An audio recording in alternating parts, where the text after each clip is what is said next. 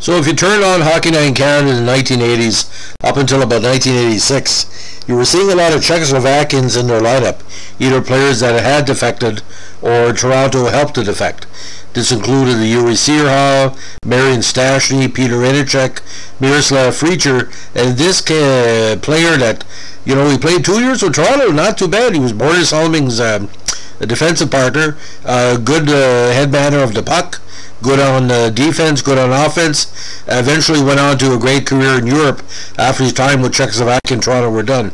Now, Vitezslav or Slava Duris is basically remembered as kind of a 2-year wonder for the Toronto Maple Leafs during their early 1980 what they call a lower end run.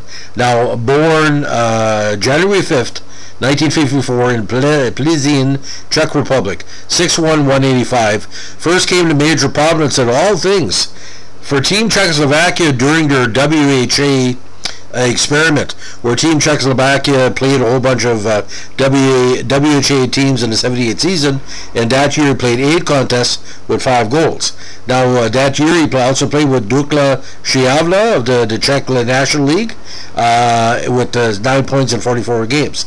Now, with Dukla in 79, he had 12 points in 38 games. Now, here's how he ended up in Toronto. We're going to be quoting from the Greatest Hockey Legends website. Check it out. Duris had defected weeks after taking part in the 1980 Olympics. In his rookie season, he was often paired alongside again Leafs superstar and European hockey defender Boris Salming, who made the Hockey Hall of Fame a couple of years ago. And Duris's most famous quote has been quoted many times. He said, "He's the boss." Duris said of Salming, "My job is to get the puck to him as quickly as possible." And it paid off, ladies and gentlemen. His first season with Toronto, very deceptive. He had 13 points in 57 games, but a very poor Toronto team. He was plus 13 with 1 assist in the playoffs. Now, he expected to make the team in 82, but he sent him back down to the minors in Cincinnati, where he had 55 points in 66 games, including 14 goals. Now, he said at the time, "I'm going to make it back to the NHL." Now, the Leafs had overhauled their blue line that summer and committed to a serious youth movement. Older rear guards like Duris were moved out for the likes of Jim Benning, Bob McGill, and Fred Boimstruck. Though he could have fled for Germany for the season, he committed to playing in the minor leagues and again was determined to return to the NHL. "I had the offer to play in Europe, but I had already played there.